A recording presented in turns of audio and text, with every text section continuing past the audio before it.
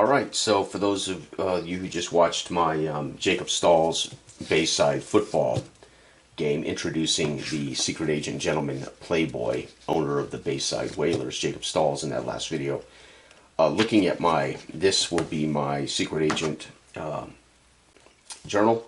So the first mission I did on the channel, this was a tutorial mission, Fort Jefferson, a black market. They were there to break up a black market ring. And that was Sarah, Charles, Joe, and Cole, my four main investigators, our four main BCI agents. They failed miserably. It goes into a cold case situation. Nobody died.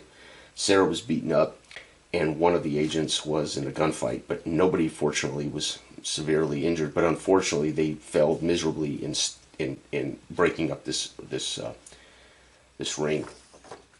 So then this morning, I played the Jacob Stahls BCI agent as the owner of Bayside Whalers, 1948 fall. His team travels to Unionville. They find a way to win 12-9, but while there, of course, sharing dinner and being in the owner's box with the owner of the Unionville Toughs, he learns some things. So he develops potential missions. So in the fall, he would be a very busy man, in that his cover is the owner of his team. So in the fall, he would be more of somebody who's learning information, as he really can't engage directly easily. He could not stay in Unionville, for instance, and work to figure this out, but he can meet Sarah along the way. So I go over to my journal and I write, Jacob suspects Minax operative causing strike instigation and sabotage at Union Still. He learns this from John Brandeis while watching their football teams square off. Jacob, after watching his football team win the close game, meets with BCI agent Sarah Watson, the lady, at a roadside motel on his way back to Bayside. So happy that his team has won, but must travel back to Wayside in his little sports car. Has to meet along the way to keep their cover up lady at a roadside motel in which he shares with her his suspicions and his briefing. So he has briefed Sarah on his suspicions at Unionville. Sarah then informs her peers, and they all travel to Unionville to root out this Minax operative. So her peers, of course, are Charles Holcomb, Joe McCreary, and Cole. Cole just has right now a first name. Sarah, Charles, Joe, and Cole must do better than their failure in Fort Jefferson. So again, fortunately, nobody was killed. So this will be like Mission 1, Fort Jefferson, Black Market Ring, and then we start. Summertime start. So in the fall, after they've had an entire summer to recover from their maybe get more training, who the heck knows. Mission 2 will be in Unionville. They're looking for a strike instigator and a saboteur who sabotaged one of the steel factories for a few days. It is fall of the year, as the football season has started. And in the first 48, before I start the game, Sarah and Charles will be together in a pair when they do their first 48 investigation. This makes it safer for them. Plus, they get to use the best rating available on the lead generation. So the best matchup, they're safer, and they get to use the best rating on the matchup table to learn a lead. And remember, they still have to get a lead that's legitimate so they can begin an investigation. Right now, they only have rumors that there's something fishy going on that Jacob has learned undercover. Okay, so they're going to be paired, but these two are going to go into Unionville on their own to get a lead each. So again, we have to have a lead to play the game. And so Cole will go in. Again, his day job is a security guard, so he can certainly be under the pretense that he's here working security or something like that. And of course, we have an insurance investigator by day. Joe McCreary can easily claim he's here investigating an insurance claim or insurance fraud or something like that, right? So they're going to be doing their own. So we're going to have 3 chances to develop a lead in the first 48 hours. Sarah and Charles, Cole and Joe. So we already know the setup, right? We already know we're in Unionville. We already know we're looking at a saboteur. Now, that means I'm not going to be rolling these charts. We already know that.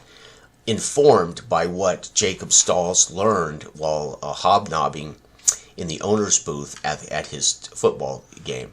So we could have rolled a 1 on this chart, a saboteur, right? And then we also have strike instigators. So basically what I did was I had Jacob Stahls learn both of these things as an owner, watching his team play while hobnobbing for 3.5 hours with the owner and other people in the owner box. And so he learned 2 things. And so they're actually going to be going after one Minax operative that's responsible for maybe both of these things, okay? And we already know it's fall. So now we're looking at the first 48. And remember, Joel, our brute, Colt comes into town alone in his 1946 Oldsmobile Coupe 60 series vehicle. He bangs into town. He's 6'3", 220 pound, pretty obvious human being as he climbs out of his Oldsmobile as he rumbles to a stop here in Unionville. These are dirt streets. It is a city, but more of the streets are dirt than not. Maybe main streets beginning to be paved. And he goes to work undercover here to learn something. And he is a brute, and his day job is security guard. So maybe he, again, will pretend as if he is here doing some security work for Jacob Stahls or something, right? Who knows? Right now, I'm not worried about interaction with average Joes. So what he needs to do is roll communication versus challenge. So we need to pull up my book for this. Again, I was hoping to have my book in the mail and start playing this on my tabletop the way I would prefer to play. But because it may not be here for 2 weeks, we will be needing to do this on the computer this way. So, all right. So we're looking at the challenge chart B, and the challenge. So where's my challenge chart? Remember, the challenge is by far the most dangerous. It generally involves damage. Your character will suffer if they fail these rolls. Generally, in some way, it depends. So he needs communication versus challenge. So B versus B, he's going to need a 16. Again, this is very difficult. And this is why the game is hard, because just having to succeed at these things in one roll are tough. If you're playing a traditional role-playing game, there's lots of variables that could come into play that would make this easier, right?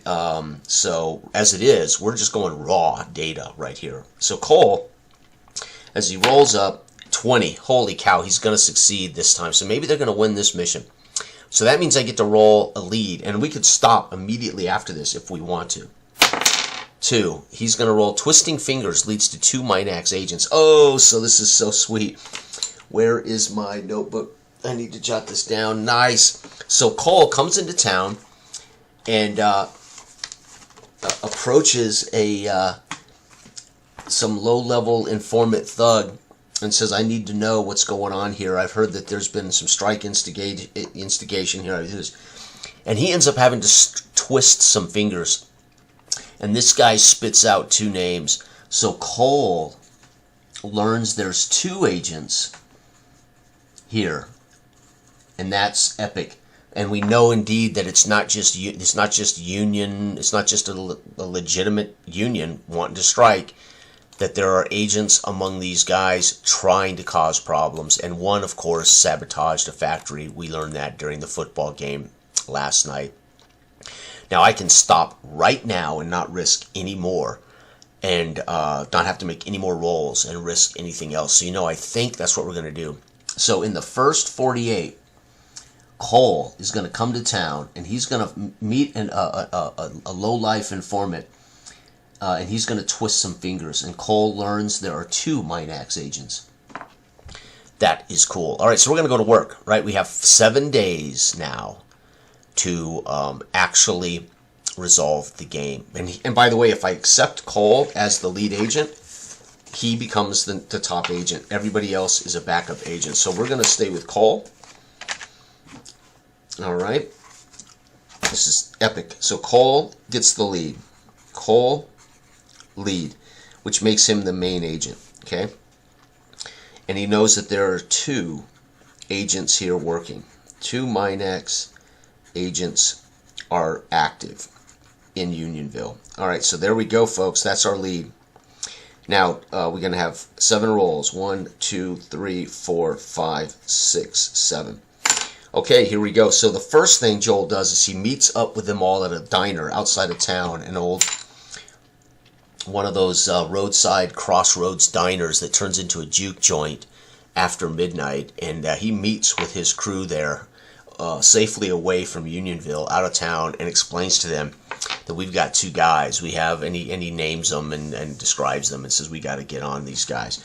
And so here we go, day one. Let's find out what they learn. 11.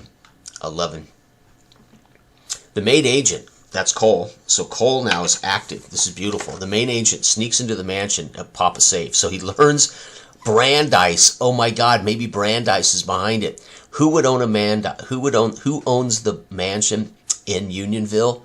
The entire city is built around the Brandeis steel factory and his mansion, his family, as these guys are like the Rockefellers, the Vanderbilts. Oh my God, well, the only mansion that would be around here is Brandeis, so he's going to break into Brandeis's and pop the safe. His attack rating, his athleticism, which is an A, that's fantastic, versus the guard's senses of a D. This is sweet. This is going to work out brilliantly. So an opposed check. So Cole's going to be the hero of this adventure. Cole, his A, athleticism against their senses of D. He only needs a 6 or better to break in. And 7, barely, holy cow. So he does sneak past guards. And an IQ of C versus the safe, so he has to make a second roll. His IQ is F. Oh, to break into a C safe. So he does sneak in. But can he get the safe open? 19! Hot diggity, he breaks in. So Cole B&Es and pops the safe. Cole is a stud. Holy cow, that first mission was abject failure. Folks, this is sweet. So I can see it now. He sneaks onto the mansion grounds, gets into the house, gets to the safe and goes, oh, damn, and starts fiddling with it. He manages on a roll of 19 to pop the safe. He gets intel. Success earns him 3 plot points. Holy cow, we only need 2 more to win. So we now have 3 points. Plot points 3. 2 more and we win the game. However, failure, well, we don't have to worry about failure. He didn't fail. So he sneaks out and goes back to their safe house in Unionville, which is an old hut down by the river. They call it a safe house, but it's remember, this is 1947. Fall of 47. So congratulations, man. Cole is kicking butt. So Cole got motivated after their embarrassing failures. All right, so they've got 3 plot points, and they get intel. What they learn, maybe, is that Brandeis himself, remember, Union Steel is the factory that's had trouble. Brandeis owns the other steel mill. So Union Steel here might not be one of Brandeis's. It might just be another steel factory in the area. So maybe Brandeis has contracted these 2 agents. So not good. There's evidence against Brandeis, maybe. Or maybe Brandeis had more information and just wasn't sharing it, right? Maybe Brandeis knew who these guys were, but has nothing to do with it. He just knows who they are. All right, so here we go. Day 2. Man, we may win this in just a couple days.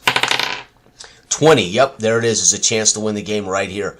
This was also a change. I thought, if you find this out at any point during the week and you could win the game, that clearly means you've learned some serious information. So I realized there should be plot points assigned to if I can win the game here, there should be certainly plot points earned. So I put those. Originally, I had 2 plot points in this and removed them because you could win the game in 1 roll. And then I realized, wait a minute, that's a tough roll. There should be some points earned for learning this.